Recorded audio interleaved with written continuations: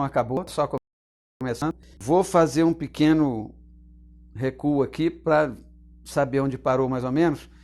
Então eu estava falando dos treinadores que tiveram surpresa ao usar esse equipamento que eu apresentei aqui em Brasília, que foi o Fabrício e o Valdinei. O Valdinei deixou de usar o cabresto 7 nós e passou a usar essa ferramenta praticamente integralmente. E o Fabrício, que era o proprietário e começou na Doma Índia, ele passou a usar isso aqui e começou também a usar no cavalo no redondel, preso com a rédea solta, deixando ele correr, acionando a rédea. Quando ele abaixava a cabeça ou levantava a cabeça, a rédea presa trabalhava sozinha e o cavalo é que trabalhava essa função aqui. Apesar de algumas críticas, a gente não pode não aceitar a posição dos outros. A gente pode rever a nossa e tentar compreender o que está acontecendo e dessa maneira a gente acaba descobrindo até alguma coisa nova também. Esse equipamento aqui, como ele veio dos índios, né, e eu falei que ele era todo feito em couro, eu parti para fazer ele de corda e ao longo do tempo estudando e vendo outras formas de fazer e de trabalhar com ele, algumas coisas a gente precisa falar com relação a ele. Há uma discussão muito importante com relação ao material que você usa por causa desse trabalho que ele tem embaixo do queixo do cavalo.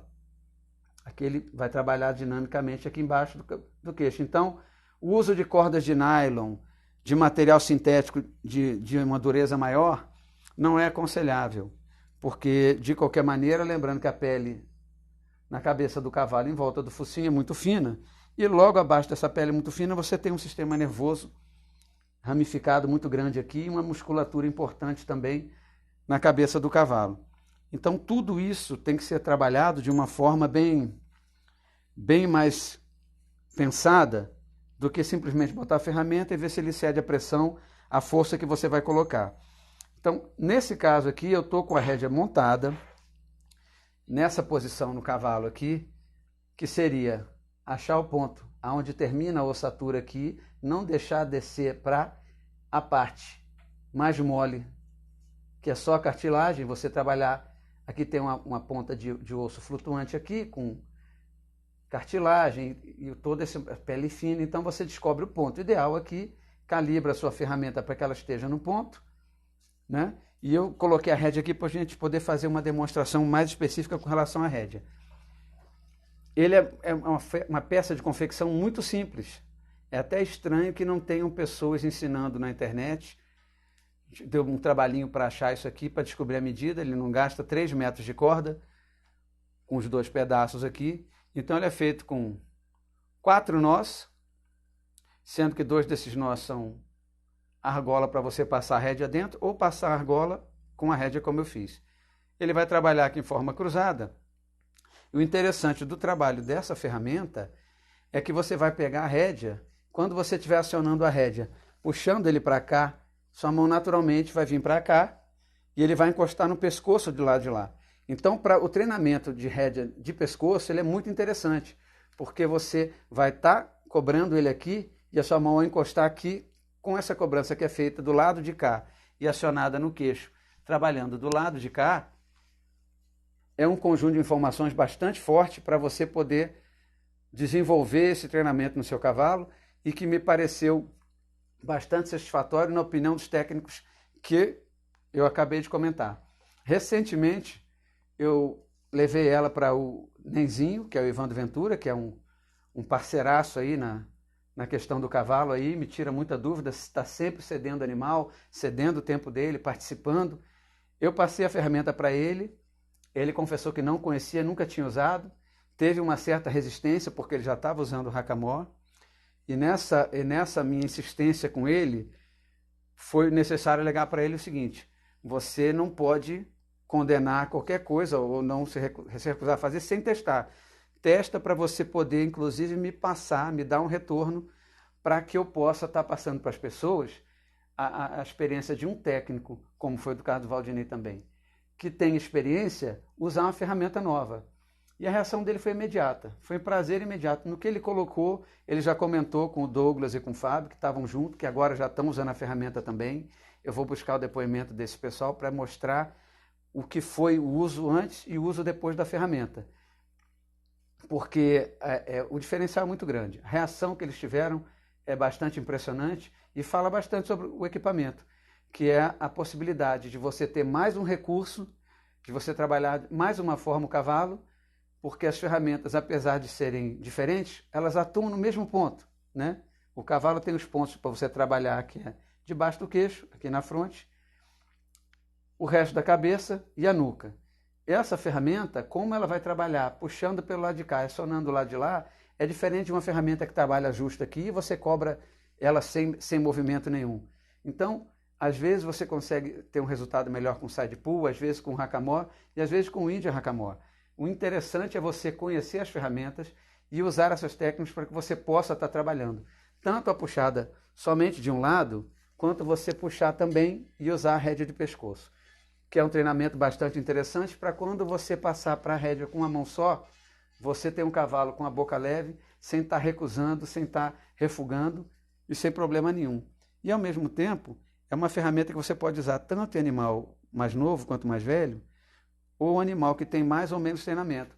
Ela é uma ferramenta bastante interessante porque ela te dá domínio suficiente para que você possa desenvolver um trabalho com animais de qualquer condição de treinamento ou de idade. Isso é muito interessante, já é, pelo menos na literatura que eu tenho, nos vídeos que eu assisto e nos técnicos que eu converso, essa relação de idade e de nível de treinamento bateu 100%. Todos eles alegaram que para o cavalo novo é muito interessante.